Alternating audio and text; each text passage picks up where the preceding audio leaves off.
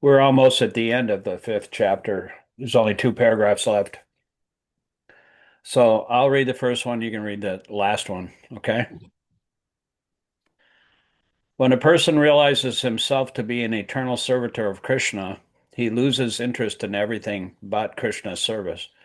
Always thinking of Krishna, devising means by which to spread the holy name of Krishna, he understands that his only business is in spreading the Krishna consciousness movement all over the world. Such a person is to be recognized as an Uttama and his association should be immediately accepted according to the six processes, Dadati Pratigaraniti, etc. Indeed, and the advanced Uttama Vaishnava devotee should be accepted as a spiritual master.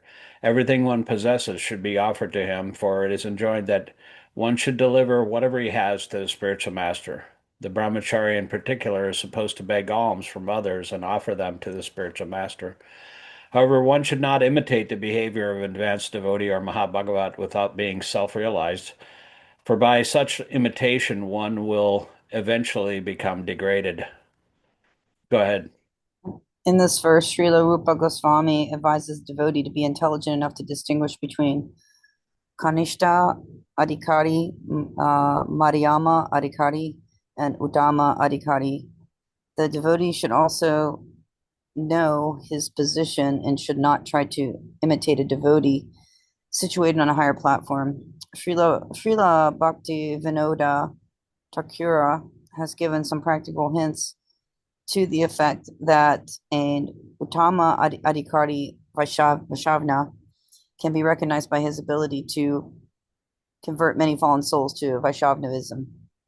One should not become a spiritual master unless he has attained the platform of Uttama Adhikari. A neophyte Vaishavna or a Vaishavna situated on the intermediate platform can also accept disciples, but such disciples must be on the same platform. And it should be understood that they cannot advance very well toward the ultimate goal of life under his insufficient guidance. Therefore, a disciple should be careful to accept an Uttama Adhikari as a spiritual master. Harbo Hemang. Haribo Hemang. Volleyball. Thanks for Yeah. joining. That was the last paragraph of this chapter, text 5. So Oh we're going to yeah. go on to the The one next. you showed me. So next verse here. I'll read the Sanskrit and then you can read the translation, okay, Hemang? Yep. All right.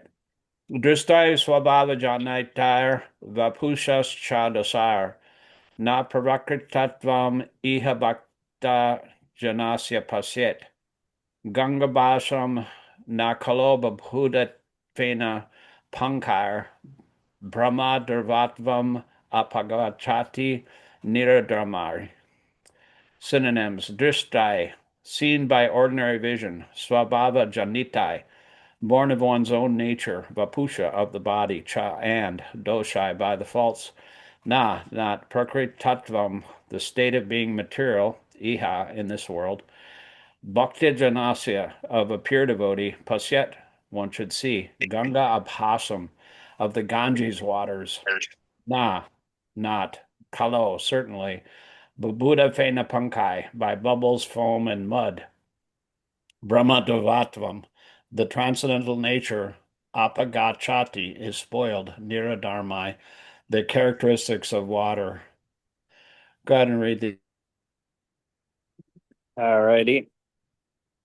Uh, being situated in his original Krishna conscious position, a pure devotee does not identify with the body. Such a devotee should not be seen. Oh, 1 second. I touched my screen. Uh, should not be seen from a materialistic point of view. There we go. Indeed, one should overlook a devotee's having a body born in a low family, a body with a bad complexion, a deformed body, or a deceased or an infirm body. According to ordinary vision, such imperfections may seem prominent in the body of a pure devotee, but despite such seeming defects, the body of a pure devotee cannot be polluted. It is exactly like the waters of the Ganga, which sometimes during the rainy season are full of bubbles, foam, and mud. The Ganga's water do not become polluted. Those who are advanced in spiritual understanding will bath bathe in the Ganga without considering the condition of the water. Okay, go ahead, Zoe. Sudha Bhakti, the activity of the soul proper, in other words, engagement in the transcendental loving service of the Lord, is performed in a liberated condition. In Bhagavad Gita, it is stated, Mamcha yo ivapacharina bhakti yogena savate sagunan samitatyanta tan brahma bhuya ya kalpate. You can read the One, translation. yes, one who engages in full devotional service, who does not fall down in any circumstance, at once transcends the modes of material nature and thus comes to the level of Brahman. Go ahead and read the next paragraph. Yes. Ava, sorry. Avya Bicharini Bhakti means unalloyed devotion. A person engaged in devotional service must be free from material motives. And this Krishna consciousness movement, one's consciousness must be changed. If consciousness is aimed toward material enjoyment, it is material consciousness. If it is aimed toward serving Krishna, it is Krishna consciousness. A surrendered soul serves Krishna without material considerations. Anya Bodhisatya Sunyam Jnana Karmadi Anavracham, unalloyed devotional service, which is transcendental to the activities of the body and the mind, such as yanana, mental speculation, and karma, fruitive work. It's called pure bhakti yoga. Bhakti yoga is the proper activity of the soul. And when one actually engages in unalloyed, uncontaminated devotional service, he is already liberated. Saganyun Samitanyantan. Krishna's devotees is not subjected to material conditions, even those bodily features may appear materially conditioned. One should therefore not see a pure devotee from a materialistic point of view. Unless one is actually a devotee, he cannot see another devotee perfectly. As explained in the previous verse, there are three types of devotees: Kanishta Adhikara, Madhyama Adhikari, and Uttama Adhikari. The Kanishta Adhikari cannot distinguish between a devotee and a non-devotee. He's simply concerned with worshiping the deity in the temple. A Madhyama Adhikari, however, can distinguish between the devotee and non-devotee as well as between the devotee and the Lord. Thus, he treats the Supreme Personality of Godhead, the devotee and the non-devotee, in different ways.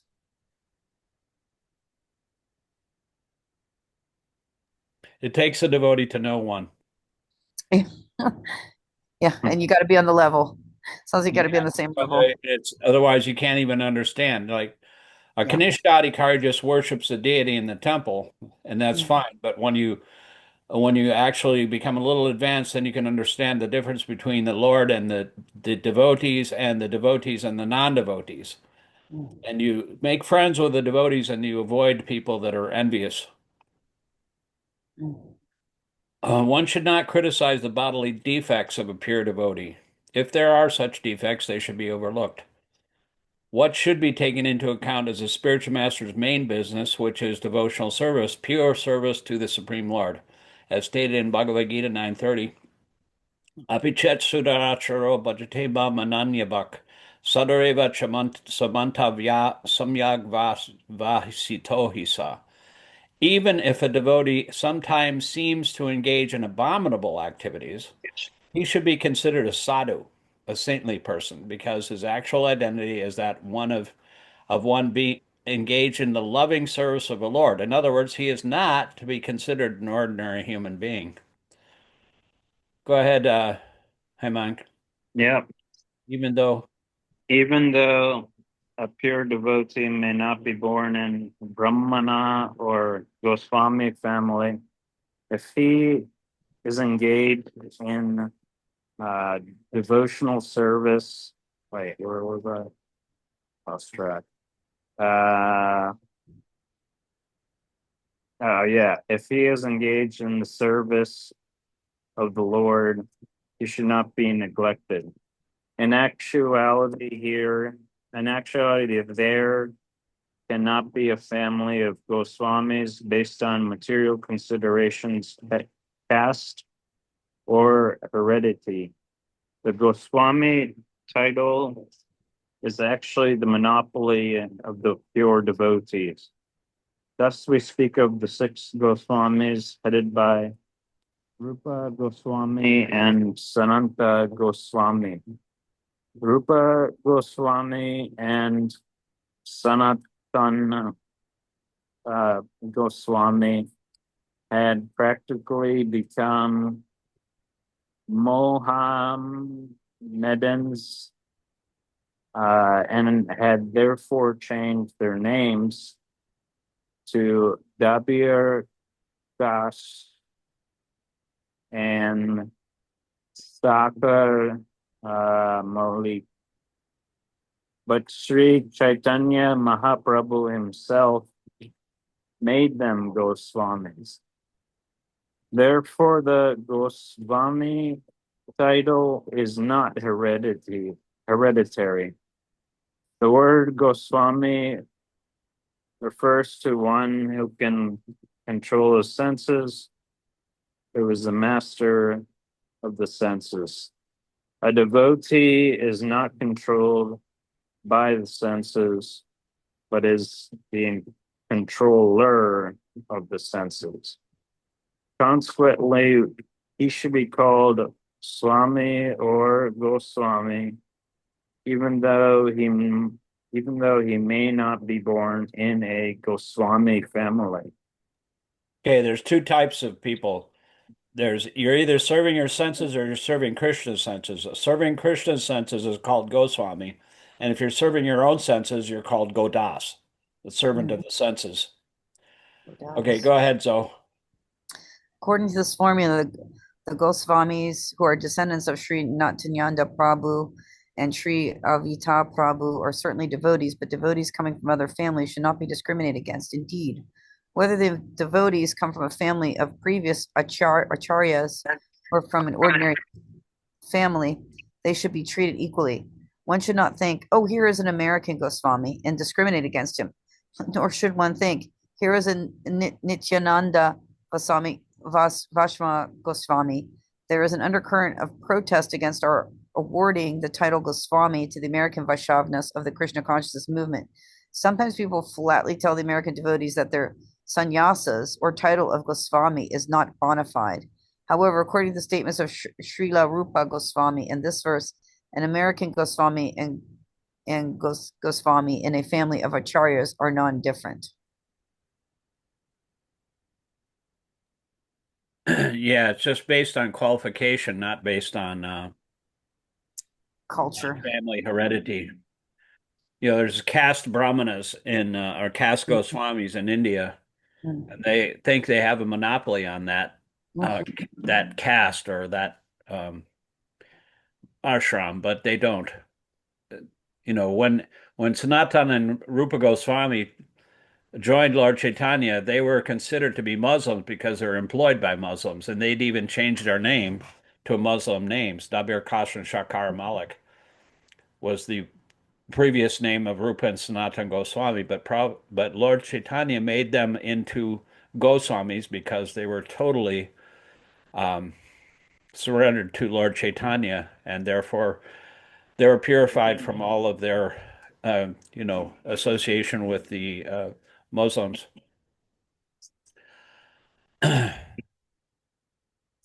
So let's see. Um, on the other hand, a devotee who has attained the title of Goswami but is not born of a Brahmana father or a Goswami in the family of Nityananda or Dvaita Prabhu should not be artificially puffed up by thinking that he has become a Goswami. He should always remember that as soon as he becomes materially puffed up, he immediately falls down.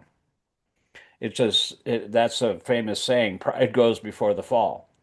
So materially puffed up means you think you're the body, you think you because you're born in a certain way, then you're like entitled to respect or whatever, you're entitled to a position in the religious culture.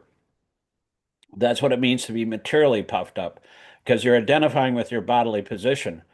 But if you are puffed up like that, if pride goes before the fall. You immediately fall down from your position because you're thinking you're the body, and Krishna consciousness means you're the spirit soul. This Christian consciousness movement is a transcendental science, and there is no room for jealousy. See, the jealousy only happens when the material platform, when you think, why is this person getting more respect than me? And then you think, in terms of uh, whatever, I deserve just as much respect as this person is given. How come he's given the respect? But a devotee's mentality is humbler than a blade of grass, more tolerant than a tree, and willing to offer all respect to others without expecting any for himself. There's no room for jealousy. This movement is meant for the Paramahansas who are completely free from all jealousy. Paramam Nimaratsaran Nam. One should not be jealous, whether he's born in a family of Goswamis or has a title of Goswami awarded to him. As soon as anyone becomes envious, he falls from the platform of Paramahansa. Paramahansa means one that's transcendental. Hansa means swan, and Parama means transcendental. So, anyway, Zoe, you can continue. Oh yeah, I wanted to say some. Go ahead. Hans, that's the Brahma Swan. Yeah, name of Brahma Swan. Parama means transcendental, and Hamsa means swan. It's another name for swan. The swans, Okay. they're a particular species of birds that they swim around in lotus-filled lakes, very pure atmosphere, and it says that I don't know if this is an actual analogy, but they have the capacity to extract the milk from water. I don't think that's actually a fact, but a Vaishnava can actually distinguish between material and spiritual, and so that's why he's called a Paramahansa.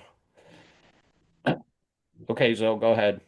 If we consider the bodily effects of Vaishnava, we should understand that we are committing an offense at the lotus feet of the Vaishnava. An offense of the lotus feet of a Vaishnava is very serious. Indeed, Sri Chaitanya Mahaprabhu has described this offense as Hati Mata, the mad elephant offense. A mad elephant can create a disaster, especially when it enters into a nicely trimmed garden. One should therefore be careful not to commit any offense against a Vaishnava. Every devotee should be ready to take instruction from a superior Vaishnava, and a superior Vaishnava must be ready to help an inferior Vaishnava in all respects. One is superior, inferior according to his spiritual development, Krishna consciousness. One is forbidden to observe the activities of a pure Vaishnava from a material point of view. For the neophyte, especially, considering a pure devotee from a material point of view is very injurious. One should therefore avoid observing a pure devotee externally, but should try to see the internal features and understand how he is engaged in the transcendental loving service of the Lord. In this way, one can avoid seeing the pure devotee from a material point of view, and thus one can gradually become purified devotee himself. Okay, go ahead, Hemang. Yep. When one thus Those, criticizes, those who uh, think wait, what? you'd start out with those. Oh, whoops.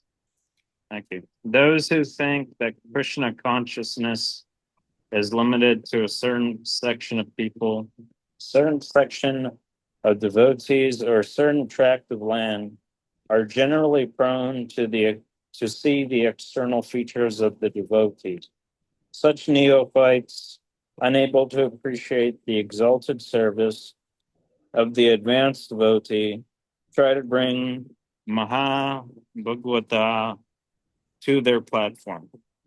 We experience such difficulty in propagating this Krishna consciousness all over the world. Unfortunately, we are surrounded by neophyte God brothers who do not appreciate the extraordinary activities of spreading Krishna consciousness all over the world. They simply try to bring us to their platform and they try to criticize us in every respect. We very much regret their naive activities and poor fund of knowledge.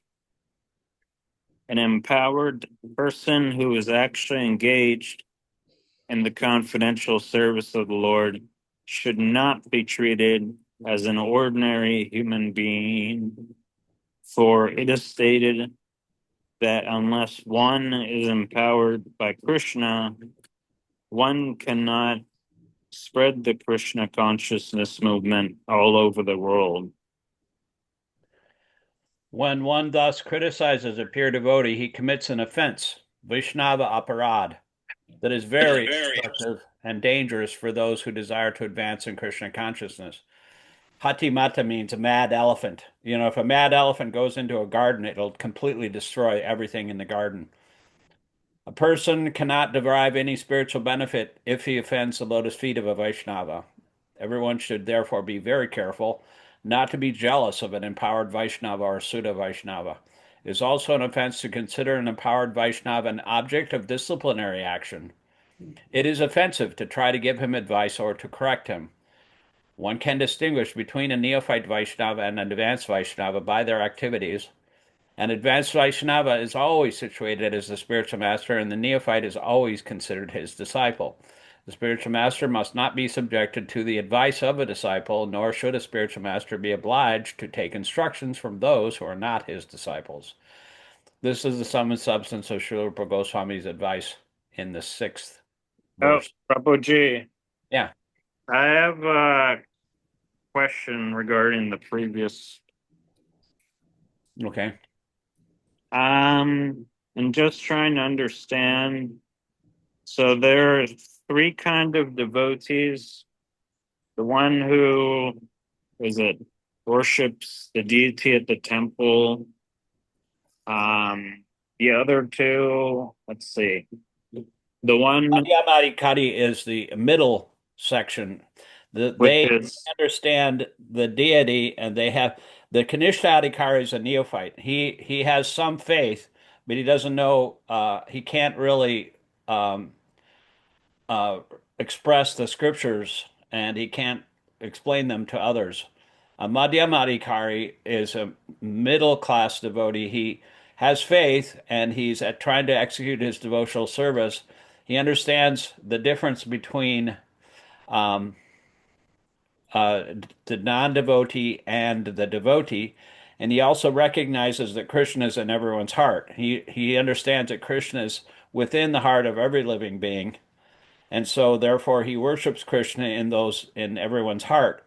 So he doesn't discriminate between this person and that person, but he'll discriminate between a non-devotee and a devotee because he makes friends with a devotee and he avoids people who are envious or jealous. Like that is talking about in this verse here.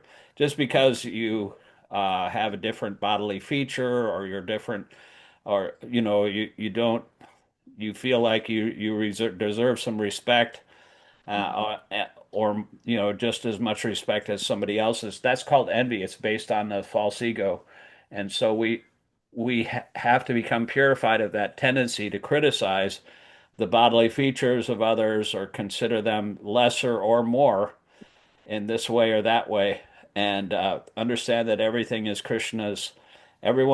Krishna's in everyone's heart. That's the best way to understand and get to the platform of the middle devotee. But Uttama Adhikari, he doesn't even distinguish between better and non-devotee and devotee. He thinks everybody is a devotee. In fact, he thinks that everyone is better devotee than he is. He thinks of himself as a nothing but a worm in stool.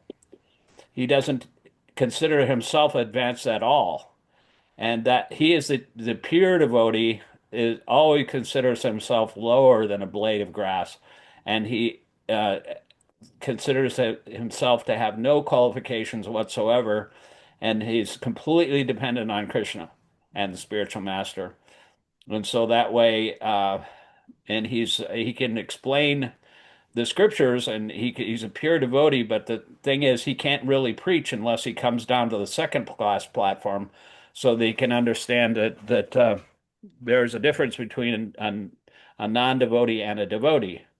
The first class devotee, he sees everything as is part of Krishna's, and everyone is more advanced than him himself. But so the Uttama Adhikari, the most advanced devotee, he has to come down to the second class platform in order to preach Krishna consciousness, which he does, to serve Krishna. Otherwise, he doesn't discriminate between anybody. Does that answer a question? Yeah, kind of. And then I just wish I like written down, or maybe I can screenshot. Uh, I'm just trying to understand. You said the first platform and second platform. What was that? And Kanishta Adhikari is like the neophyte devotee. He worships the deity in the temple, but he doesn't recognize that Krishna is in everyone's heart. Second class devotee realizes that Krishna is everyone's heart, and he distinguishes it between, he pays respect to other devotees and also understands who is innocent, who is envious, and he makes friends with the devotees, and he tries to avoid those people who are envious of Krishna. okay, that makes sense. Yeah, Thank you, Prabhuji. welcome. We're going to have to cut this off in about a little less than 20 minutes because my wife wants me to get a takeout tonight because she's working really hard and she doesn't want to cook because it's too hot in the kitchen. It's really hot today, isn't it? Understandable. Yeah. And Okay, Sure. so this is verse 7. Syat Krishna Nam Charitadi Sitapi Avidya Pito Patapta Rasanasya Narochikanu Kintav Adarad Anudinam Kalo Saiva Dusta Kramad Bhavati Tad Gadamula Hantri. Synonyms: Syat is Krishna, of Lord Krishna, Nam, the holy name, Charitadi, pastime, character, pastimes, and so forth. Sita, sugar candy. Api, although avidya, of ignorance, Pitta, and by the bile, Upatapa, afflicted, Rasanasya, of the tongue, Na, not, Rochita, palatable, Nu. Oh, how wonderful it is. Kintu, but, Adarat, carefully, Anudinam, every day, 24 hours daily, Kalo, naturally saw that sugar candy of the holy name, Eva, certainly, just taken or chanted Svadvi, relishable, Karmat, gradually, Bhavati, becomes Tadgada, of that disease, Mula, of the root, Hantri, destroyer. Go ahead and read the translations, though. the holy name, character, pastimes, and activities of Krishna are all transcendently sweet, like sugar candy. Although the tongue of one afflicted by the jaundice of avidya, ignorance, cannot taste anything sweet, it is wonderful that simply by carefully chanting these sweet names every day, a natural relish awakens within his tongue, and his disease is gradually destroyed at the root. Go ahead and read the first paragraph, too.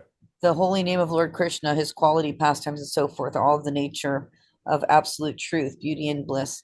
Naturally, they are very sweet, like sugar candy, which appeals to everyone.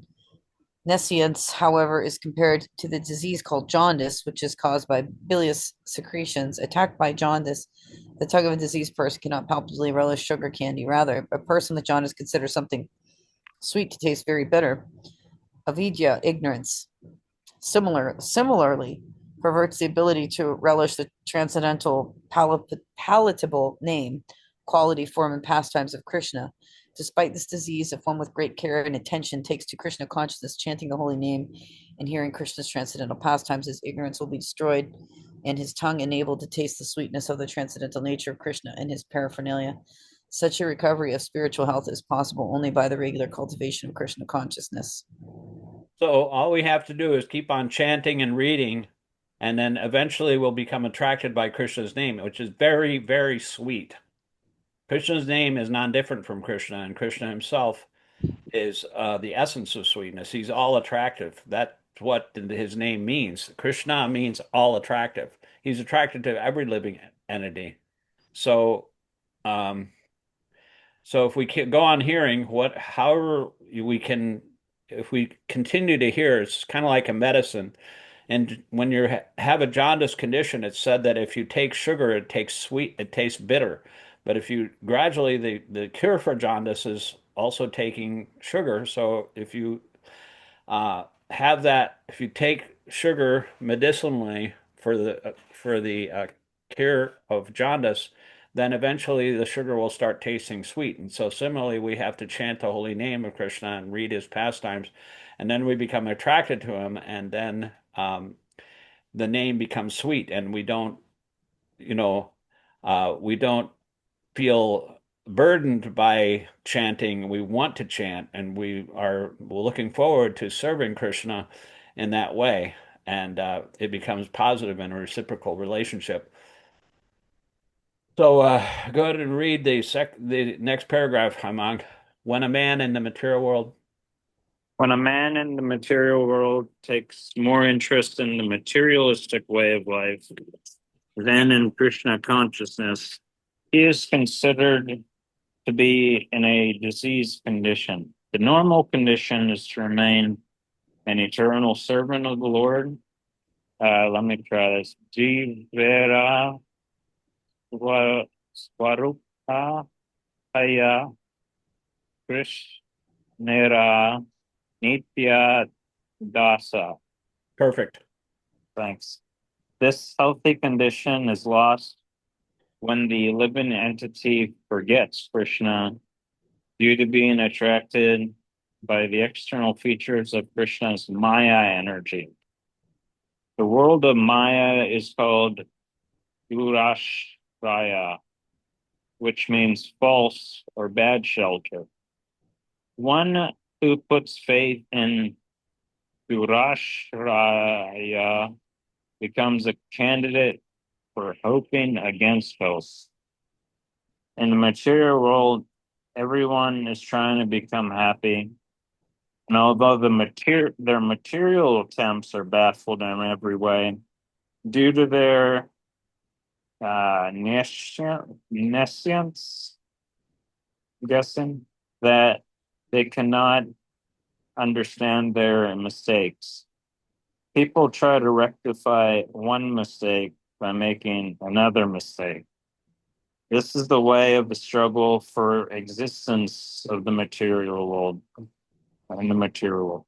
If one is in this condition, is advised to take to Krishna consciousness and be happy. He does not accept such instructions. Okay, go ahead, Zoe. The Krishna consciousness movement is being spread all over the world just to remedy this gross ignorance. People in general are misled by blind leaders. The leaders of human society, the politicians, philosophers, and scientists are blind because they're not Krishna conscious. According to Bhagavad Gita, because they are bereft of all factual knowledge due to their atheistic way of life, they are actually sinful rascals and are the lowest among men. Naman duskritino mudha prapadayante naradama maya parta yanya asuram bhavam asrita. Those miscreants who are grossly foolish, lowest among mankind, whose knowledge is stolen by illusion, and who partake in the atheistic nature of demons, do not surrender unto me. Such Yeah, people, they're called yeah, mudhas. Mudha mudhas, yeah, means right, mudha mudha, means right, ass. ass, Muda. Buddha means ass. This muda, is a society filled with dogs, hogs, camels, and asses.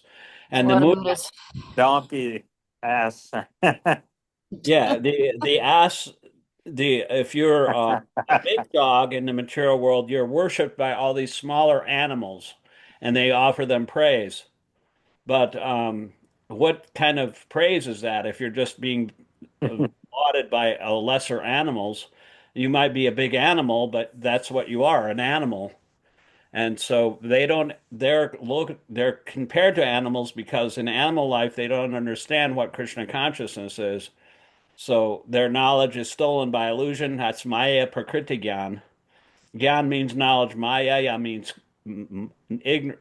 illusion. Maya Prakriti, you're deluded by illusion. Your knowledge is stolen by illusion. Asuram Bhava Mastrita, which means the atheistic nature of demons. And demons do not like God. They don't want to surrender to God because they think they're God. Anyway, such people never surrender to Krishna, and they oppose the endeavor of those who wish to take Krishna's shelter.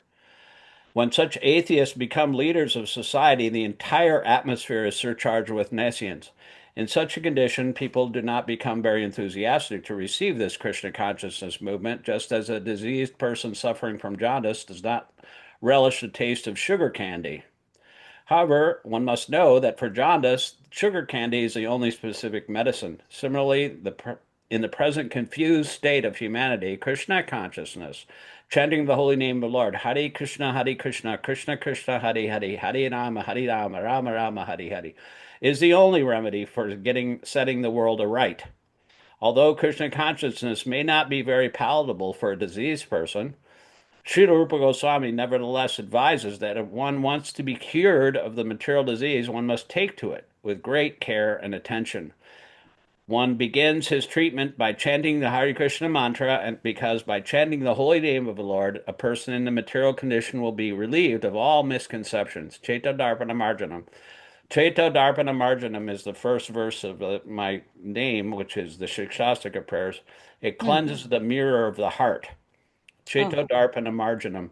It says, the holy name of Krishna cleanses the mirror of the heart and extinguishes the fire of material misery in the forest of birth and death. As the evening lotus blooms in the moon's cooling rays, the heart begins to blossom in the nectar of the name, and thus uh, one's original Krishna consciousness is awakened, and and by that it spreads the rays of the benediction moon. That is like a really beautiful analogy. The benediction moon is the moon of the rays of the moon, and when the moon hits the lotus flower, it opens up at night, the night blooming lotuses, because the moon is very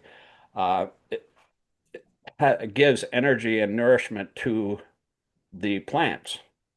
That is the nature of the moon. So it's a beautiful analogy. The one that Prabhupada translated, that's a different analogy, but that's the one that is in the Chaitanya Charitamrita. Anandam Buddhi Vardhanam,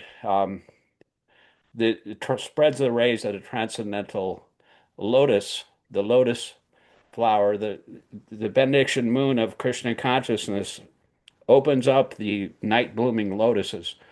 Everyone's sleeping in this material world, but when the moonlight of Krishna hits the lotus, it opens up, and then one becomes attracted to his real inner treasure, which is Krishna. And um,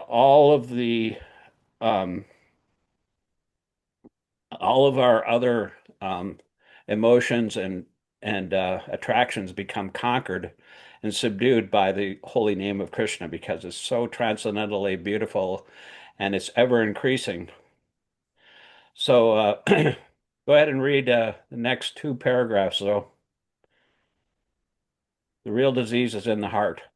Okay. The real disease is in the heart. If the mind is cleansed, however, consciousness is cleansed, a person cannot be harmed by the material disease. To cleanse the mind and heart from all misconceptions, one should take this chanting of the Hare Krishna Maha Mantra.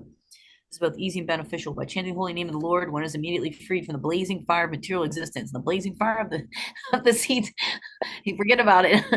There Oh, are, there are three stages in chanting the holy name of the Lord: the offensive stage, the stage of lessening offenses, and the pure stage.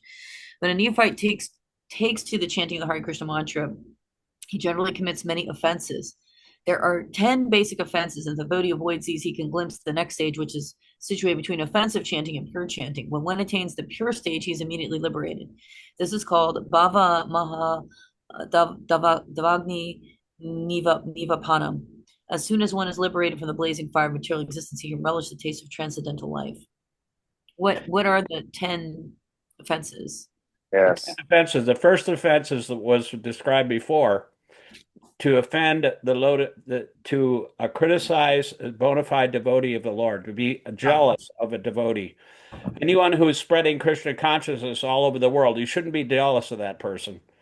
You should try to help them in all respects and try to appreciate what they're doing. If you become jealous, then that is the mad elephant offense. And the second offense is to, I think it's to consider the names of the demigods. Um, Let me just look it up. To consider the demigods to be on an equal level of an equal level to Krishna. Here it is. Yeah, consider the names of demigods like Lord Shiva and Lord Brahma to be equal to or independent of the name of Lord Vishnu. Third offense is disobey the orders of the spiritual master. One should always obey the order of the spiritual master because the spiritual master is a representative of God. If you're disobeying his orders, you're disobeying God because he doesn't do anything that's apart from Krishna's instructions. Hmm. You can't take one part of his instruction and disregard another instruction. They're all Krishna. It's all coming from Krishna, and so we have to follow the order very succinctly and be trained by a spiritual master because he is empowered by Krishna to gradually bring us step by step uh, to the lotus feet of Krishna. Fourth offense, to blaspheme the Vedic scriptures or scriptures in pursuance of the Vedic version. Fifth offense, consider the glories of chanting Hare Krishna as an imagination. A lot of people think like that. These people are just mesmerizing themselves by chanting this mantra over and over again, and they're just, thinking that it's going to be it's some kind of hypnosis or something. And the sixth offense is to give some interpretation on the holy name. Like you think you understand the holy name. The holy name is transcendental to your body and mind, and it's coming from Krishna. Krishna only is the only person who can give you the holy name, and only if he wants to. So you have no access to the holy name apart from the Krishna, pleasure of Krishna. If he wants to reveal that holy name to you, then you can have it. Otherwise, you have no access to it. And the seventh offense is to commit sinful activities in the strength of the holy name. That's just like the Christians who go out, and they party all week. They go to the baseball game and they drink some beer, and then they go down to the strip club, and they do all kinds of sinful activities, and then when Saturday morning comes around they confess, and then the next day they go do the same thing again. You think they're atoned by just confessing, and a devotee who thinks by the strength of the holy name I can do whatever I want and then holy name will purify me, that's the most abominable mentality. And you go on sinning by the strength of the holy name. You think that the holy name itself will purify you, and Prabhupada said that Christians who think like that are crucifying Jesus afresh every time they think like that. So that's an offensive mentality. Number eight is to consider chanting of Hare Krishna one of the auspicious ritualistic activities which are offered in the Vedas. Like there's different ways to attain this heavenly planet. It's the Karmakanda section of the Vedas, and it's not a way to elevate yourself materially. It's actually transcendental to all of that, anything in the material world. And then the ninth offense is to instruct a faithless person about the glories of the holy name. You shouldn't try to instruct somebody who doesn't want to hear it. It's actually offensive to try to even it's like feeding milk and bananas to a snake. If you try to feed milk and bananas to a snake, the snake will drink it or eat it, but then it'll become poison, more poisonous. So you don't try to, you should never try to instruct a faithless person because it'll just make them more and more offensive. And then the 10th offense, the last offense, is not have complete faith in the chanting of the holy name or maintain material attachments. So you're attached to your family or society or whatever, and you don't understand. Even after understanding so many instructions um, about detachment from the material things, uh, it's offensive to maintain those material attachments. So whatever you're attached to, like whatever kind of material enjoyment you're attached to apart from Krishna. And then the last offense is also to be inattentive while chanting. We should be very careful to chant the holy name because Krishna himself is the Mhm. holy name. Anyway, those are the 10 offenses. But anybody have any questions really quick? Because I got to Yeah, wrap this up here. I got a couple quick questions. Yeah, so I didn't realize that uh Shiva was also a demigod. I knew that Lord Brahma was the leader of the demigods. And Lord then Shiva is actually the son of Lord Brahma. uh, oh yeah. Oh yeah. He appeared out of his uh Shiva's the well son of Brahma? Lord Shiva, Uh, go ahead, Zoe. uh, Shiva's the son of Brahma, is that what you said? Yes, I mean, Lord, the Oh. Kumars were also sons. Those little boys, they're only like toddlers, but they're actually millions of years old. But Hmm. they, Lord Brahma asked his sons because he wanted to procreate and expand the universe. He asked his sons to get married and become grihastas or married people, and they refused. And so he became angry, and from his eyebrow, or from the middle of his eyes, Lord Shiva appeared. He was like the personification of anger. And so that's how powerful these demigods are.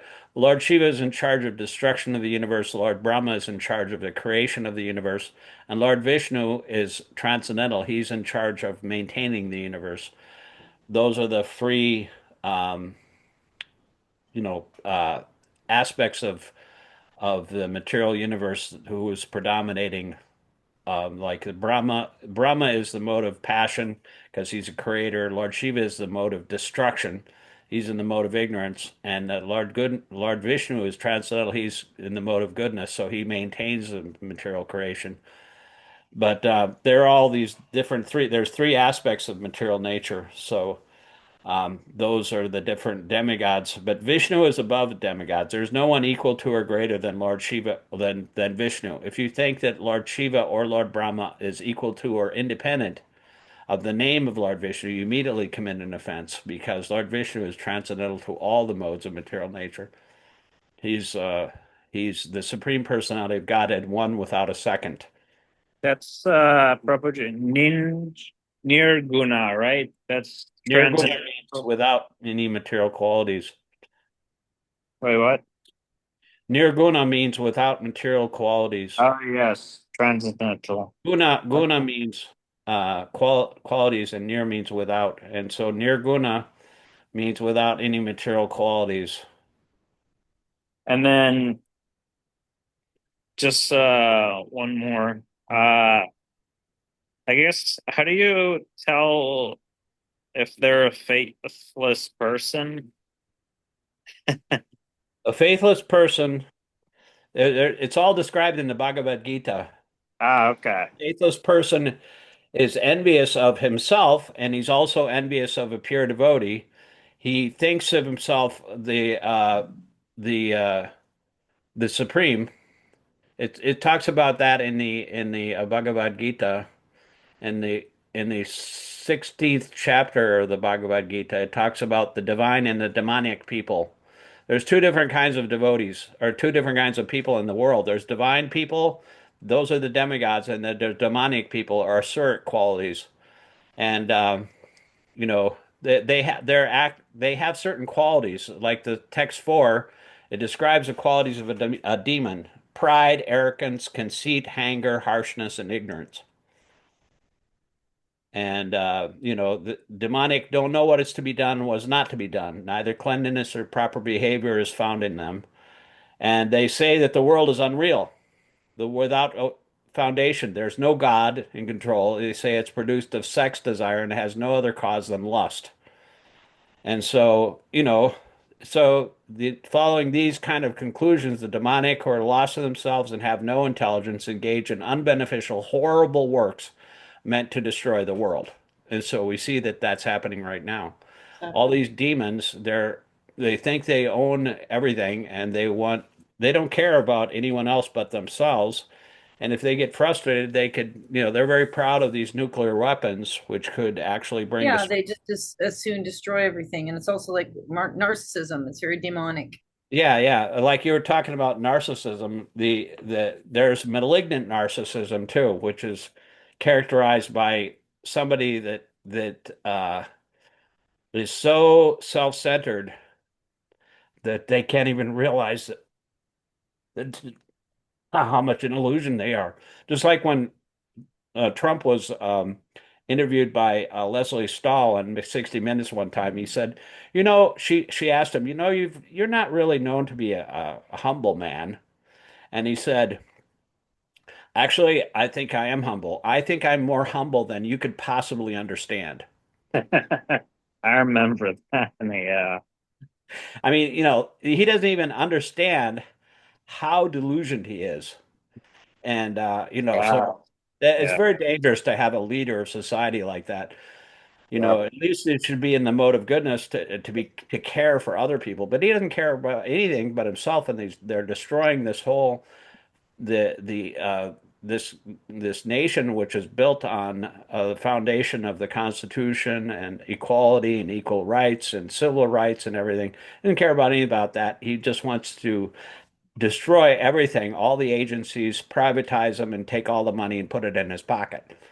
That's what this country is coming to right now. It's a very, very serious situation. But anyway, I gotta go. I gotta go get some pizza. Oh, yeah. Tonight's pizza, Okay, tomorrow Mad Mex. shake. Enjoy. Enjoy something. Yeah, well, like my wife doesn't want to cook, and so I'm Uber Eats. There you go.